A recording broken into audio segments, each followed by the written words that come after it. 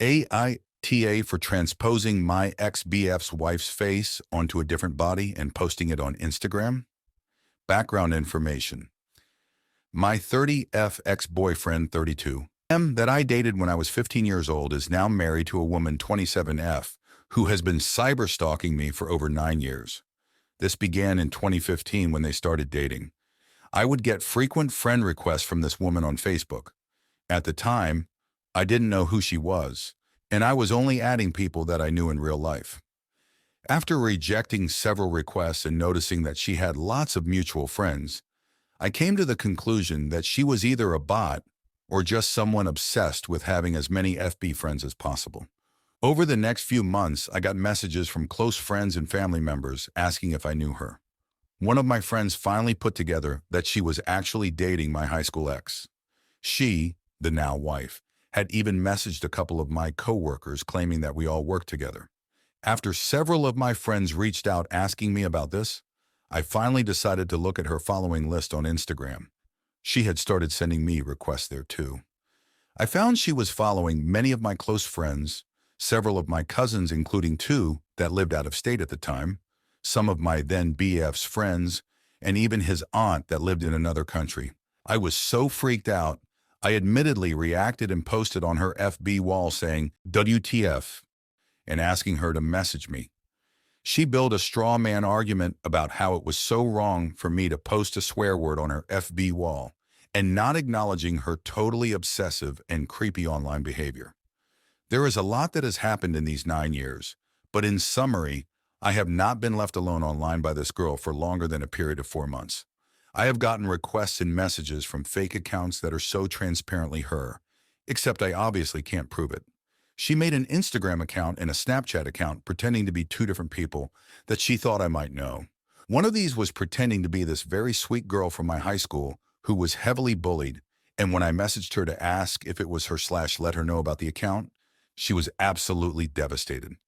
Anyway, in addition to Facebook and Instagram, she has also tried to message me on the following platforms: Twitter, Snapchat, TikTok, Pinterest, Etsy, Venmo, Reddit, 9 different accounts all made after she found me, doxed me, and I blocked her, and email. I've gotten anonymous text messages and phone calls, one on my birthday 1 year at 2:30 a.m. from a website that allows you to send calls to people at different times. I've gotten hundreds of items in the mail that I was signed up for anonymously, things like diapers, housing material samples, magazine subscriptions, sample items, stickers, etc. Both of my parents have gotten lengthy messages from her, complaining that I am being mean to her, / that I need help / or even apologizing for the harm she has caused. Just to clarify, me being mean or bullying her to her is defined as me not accepting her social media requests and being freaked out about the lengths she is willing to go to so she can contact me. Around 3 years ago, I got a temporary restraining order on her. The judge basically told me that the permanent one wouldn't be granted since she is not really threatening me. This was pretty discouraging, and so I did not pursue it. The TRO gave me 4 months of peace before she was back at it. Once I realized that the police could not care less, the legal system won't have my back, and for every privacy feature in place for social media, there's one or more to help work around it, I decided I was going to start sharing what was happening via Instagram. Granted, my profile is private, and I had like 200 followers max, and remember, I have made every effort to block this girl, and I have explicitly asked her to stop contacting me / stop making fake accounts to follow me / leave my family alone.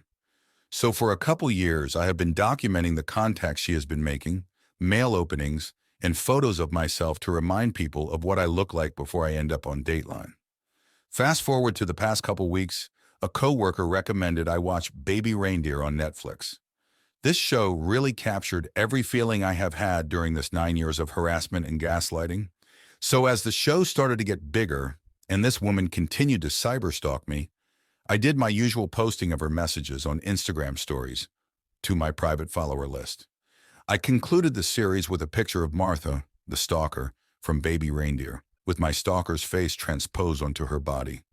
Totally juvenile, I know, but I thought it was funny, and what better way than humor to cope with a situation I am entirely powerless in. She, of course, somehow saw this, despite my efforts to block her, and sent me a message accusing me of bullying her. Note, she thought this photo was me calling her fat. I guess she didn't see or even hear about the show. I know what she's doing is wrong and crazy, but was it wrong of me to post this pic of her on my Instagram story? A couple things I forgot to mention above. At one point, I gave up and decided to let her follow my Instagram, with rationale being that she was just going to do it anyway without my knowledge, and I followed her back.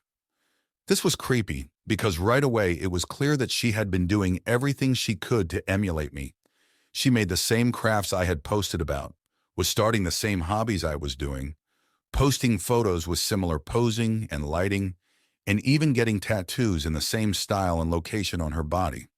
One time she showed up at a craft fair because she knew my friend had a table at it. She approached my friend and talked to her, then later messaged me stating, "I met your friend and she was nice to me," as if my friend, a vendor at this event, could be anything but polite to her. She messages me to wish me happy holidays, and oh yeah, to congratulate me on the day of my wedding, which was coincidentally also the day of her wedding.